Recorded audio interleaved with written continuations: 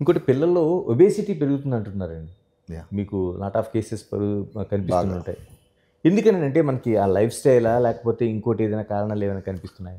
So obesity gastroenterology అనేది బాగా ఇది కాన్స్టిపేషన్ అనేది బాగా పెరుగుతుంది. చిన్నపిల్లల్లో. ఒకప్పుడు కాన్స్టిపేషన్ అనేది నేను ఇంగ్లాండ్లో ఉన్నప్పుడు కాన్స్టిపేషన్ కొన్ని క్లినిక్స్ ఉండేవి. హ్మ్.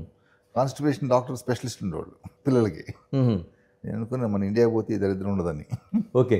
సో ఇండియాలో వచ్చి ప్రాక్టీస్ చేయడం మొదలుపెట్టిన తర్వాత 2006-07 నుంచి constipation has become big problem. హ్మ్.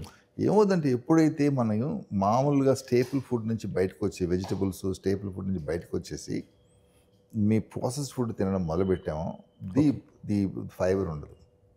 హ్మ్. ఫైబర్ ఉండదు. Because of all these fast foods there is less of a fibre, less of roughage, the full formation ఉండదు.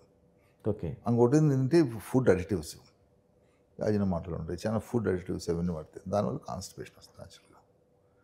And also this so much of we don't know how many ingredients constituents there in the fast foods. All these things are not friendly to they are not మన గట్కి ఫ్రెండ్లీగా ఉండవు. Okay. So దానివల్ల constipation అనేది big problem. దానివల్ల food allergies, కాన్స్టిపేషన్లు, life style diseases, ulcerative colitis constipation disease ఉంటాయి అన్నమాట. దుక్కోలానికి సంబంధించిన డిసీజులు, టెరిబుల్ డిసీజెస్ హ్మ్. చాలా రేర్గా చూసేవాళ్ళం అప్పుడు మన ఓకే. దేశంలో. ఇప్పుడు మేము నంబర్ సిగ్నిఫికెంట్ పెరిగిపోయినాయి.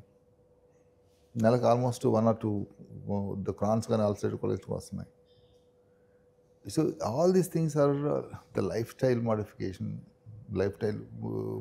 వల్ల the change in the pattern of foods వాటి వల్ల వస్తున్నాయి.